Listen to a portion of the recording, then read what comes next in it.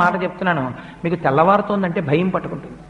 అమ్మ బాబోయ్ అంత పూజ చెయ్యాలి, టైం లేదు అని ఏదో ఒక పని ఉంటుంది.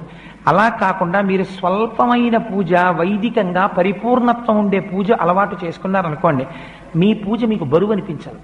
మీరు హాయిగా పూజ చేసుకుని వచ్చేస్తారు.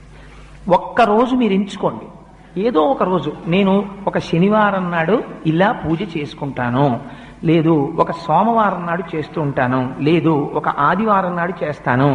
ఆ రోజు నియమం పెట్టేసుకోండి, నేను ఈ రోజు విశేషార్చన చేస్తాను అని నియమం పెట్టుకుంటే ఒకే ఒక్కరోజు, ఆ ఒక్కరోజు చేయడానికి మీ మనస్సు ఉరకలు వేస్తుంది.